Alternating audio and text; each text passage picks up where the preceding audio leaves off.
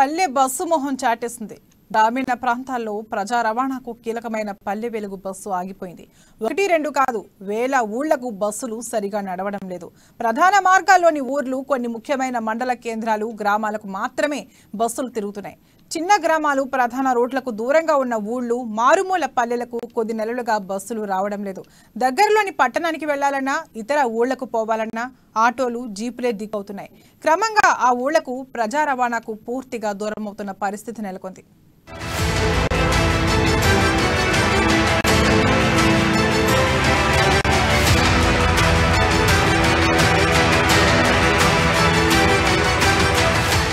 అభివృద్ధిలో అన్నింటా ముందుండే కరీంనగర్ జిల్లా ప్రజా రవాణా వ్యవస్థలో మాత్రం అట్టడుగు స్థానంలో ఉంది. పేరుకే జిల్లా కేంద్రం, కనీస అవసరాలు లేక అవస్థలు పడుతున్న వైనం.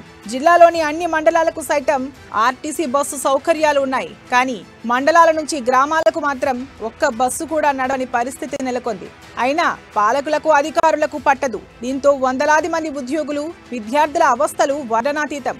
నిజానికి పేద మధ్యతరగతి వర్గాలకు అందుబాటులో ఉండేది ఒక్క ఆర్టీసీనే. గ్రామం నుంచి నగరాల వరకు ఆర్టీసీ సర్వీసులు అంటే పేద మధ్యతరగతి ప్రజలకు తమ బస్సు అనే ప్రేమ ఉండేది. గ్రామీణుల కోసం పల్లె వెలుగు పేరుతో బస్సులను అందుబాటులోకి తేవడంతో ఆ అనుబంధం మరింత చేరువైంది.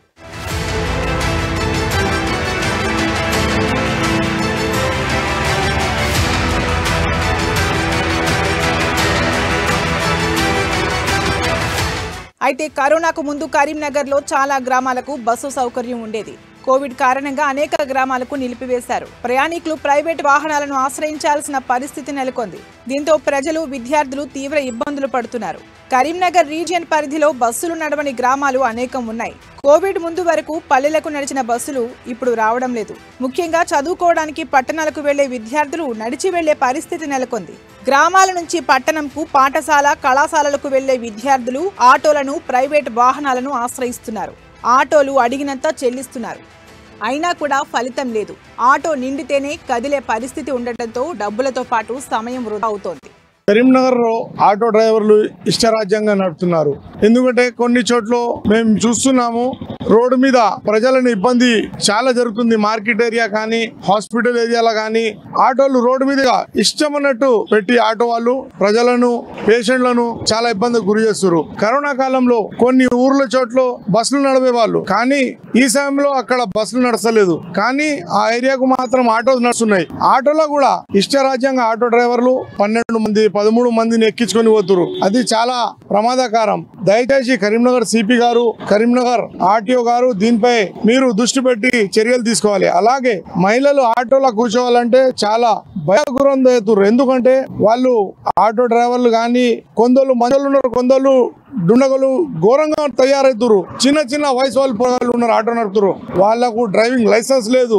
వాళ్ళు ఏం చేస్తారు రాత్రిపూట ఏం అర్థమైతే లేదు. మహిళలు రాత్రి కానీ డే టైంలో కూడా ఆటోలో కూర్చోవాలంటే వాళ్ళు ఎట్లా మాట్లాడతారు, ర్యాష్ గా బిహేవ్ చేస్తారు మహిళలతోటి. దయచేసి ఏ ఆటో డ్రైవర్ కానీ వాళ్ళకు వాళ్ళ ఐడి కార్డు మెడల్లో కంపల్సరీ, వాళ్ళకు డ్రెస్ కంపల్సరీ, మళ్ళీ ఆటో వెనుక వాళ్ళ ఫోటోతో సహా స్టిక్కర్ పెట్టాలని ఈ ట్రాఫిక్ పోలీస్ యాజమాన్యానికి మరియు ఆర్టీఓ గారికి మేము కరీంనగర్ ప్రజల పక్షాన విజ్ఞప్తి చేస్తున్నాను.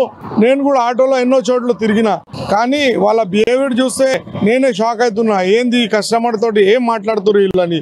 మార్కెట్లో ఇష్టం అన్నట్టు ట్రాఫిక్ ఇబ్బంది పెడుతున్నారు. వచ్చేటోళ్ళని, పోయేటోళ్ళని అడ్డంగా పోస్ట్ ఆఫీస్ రూట్ లో, మార్కెట్ ఏరియాలో ఆటోలు పెట్టి ప్రజలని చాలా ఇబ్బంది గురి చేస్తారు ఈ ఆటో వాళ్ళు. దయచేసి ఆ యూనియన్ వాళ్ళు కూడా వాళ్ళ మీద దృష్టి పెట్టి చర్యలు తీసుకోవాలని విజ్ఞప్తి.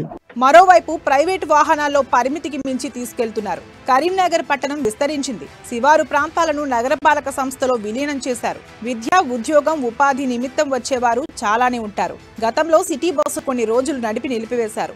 శివారు కాలనీల నుంచి బస్టాండ్కు రావాలన్నా, వివిధ ప్రాంతాలకు వెళ్లాలన్నా ప్రైవేట్ వాహనాలను ఆశ్రయించాల్సిన పరిస్థితి నెలకొంది.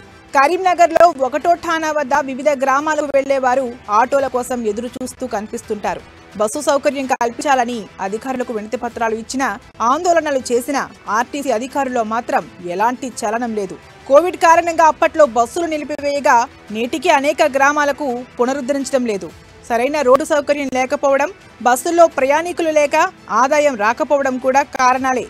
ప్రజలు కూడా బస్సు వచ్చే వరకు వేచి చూడకుండా ఆటోల్లో వెళ్లిపోతుండటంతో బస్సులకు ఆదరణ తగ్గే పరిస్థితులు ఏర్పడుతున్నాయి. ఆర్టీసీ ఉన్నతాధికారులు ఈ విషయంపై ప్రత్యేక దృష్టి సారించి గ్రామీణుల సమస్య పరిష్కరించాల్సిన అవసరం ఎంతైనా ఉంది.